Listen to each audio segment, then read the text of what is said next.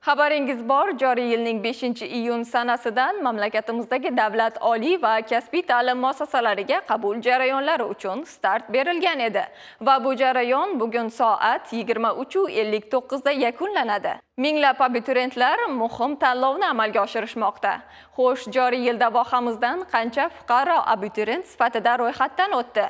Muxbirimizning hozirgi lavhasida shu va boshqa ma'lumotlarga ega bo'lasiz. 2025-2026 o'quv yilida davlat oliy ta'lim muassasalari bakalavriatiga qabul jarayoni 2 bosqichda, ya'ni avval test, undan so'ng tanlov tamoyiliga muvofiq amalga oshiriladi. Masalan, birinchi bosqichda talabgorlar test sinovi topshirish uchun maxsus sayt orqali onlayn ro'yxatdan o'tgan holda test sinovi topshiriladigan fanlar majmuasi, ta'lim tili, hudud va kirish imtihonlari tarkibida agar kasbiy yoki ijodiy imtihon mavjud bo'lsa, muayyan oliygohni tanlashi kerak bo'ladi. Keyingi bosqichda esa test sinovlari to'liq yakunlangach 15 kun davomida oliy ta'lim muassasasi bakalavriat ta'lim yo'nalishi qolaversa, ta'lim shakli tanlanadi. Bunda mazkur parametrlar asosida qatnashmagan talabgorlar yakuniy tanlovga qo'yilmaydi. Qo'shimcha o'rnida keltiramiz, joriy yil viloyatda 70 ming nafarga yaqin abituriyentlar hujjat topshirishi prognoz qilingan.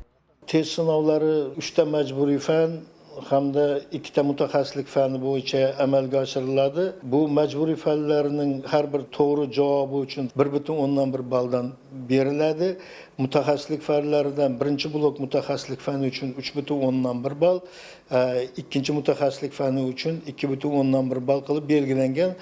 Maksimal ball 189 ballni tashkil qiladi. Test sinovlari ikkita hududda o'tkazish belgilandi. Bilim va malakalarni baholash agentligining binosi bo'ladigan bo'lsa, bu yerda 1200 o'rin joy tayyorlandi. Ikkinchi binomiz yoshlik sport majmuasidagi manej binosi.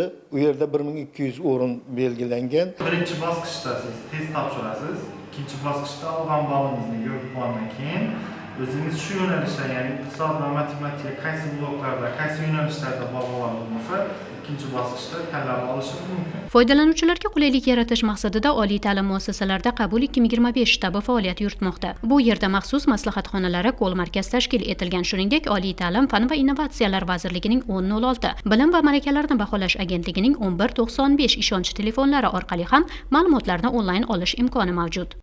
Masalan, Urganch davlat universitetida bu yil 80 ga yaqin ta'lim yo'nalishi ochilishi niyat qilingan. Shular bo'yicha ota-onalar o'zlarini qiziqtirgan savollarga javob olyaptilar maslahat markazimizda. Oxirgi kuni bo'lishi munosabati bilan ko'plagan savollar, qanday tartib bo'lishi, o'tgan yili topshirgan abituriyentlar bu yil to'lov qilish masalalari bo'yicha, bu yil birinchi marotaba topshirayotgan abituriyentlar ularga beriladigan imtiyozlar qanday bo'lishi haqida, masalan, nogironligi bor bo'lgan abituriyentlarda qanday imtiyozlar bo'lishi haqida bizlardan to'laqonli ma'lumotlarni olyaptilar. Iqtisodiyot, filologiya yo'nalishlari bo'yicha ingliz tili, rus tili, o'zbek tili ta'lim yo'nalishlariga ko'p qiziqish bo'lib turibdi. Yangi yo'nalishlardan chaqiriqgacha ta'lim degan yo'nalishimiz ochilgan. Bu harbiy yo'nalish hisoblanadi. Bu yerni bitirgan abituriyentlarimiz o'zlarining yo'nalishi bo'yicha chaqiriqgacha ta'lim yo'nalishi bo'yicha maktablarda undan keyingi ta'lim yo'nalishlari bo'yicha ishlashlari mumkin. Iqtisodiy ta'lim yo'nalishiga topshirmoqchiman. Shuning uchun maslahat markazidan kelib surishtirgandim. Men o'zim xohlagan kerakli maslahatlarni oldim. Talabalar safidan joy olaman degan umiddaman. Hozirda matematika, ingliz tili yo'nalishida ta'lim olyapman. Mazkur jarayonda kollej yoki texnikumlarda o'qish istagida bo'lgan abituriyentlar qabulning yakuniy natijasi e'lon qilinganidan so'ng 10 kun davomida texnikum, kasb va mutaxassislik qolaversa, ta'lim shaklini tanlashi mumkin bo'ladi. Eslatib o'tamiz, oliy hamda professional ta'lim muassasalariga kirish imtihonlari iyul-avgust oylarida bo'lib o'tadi.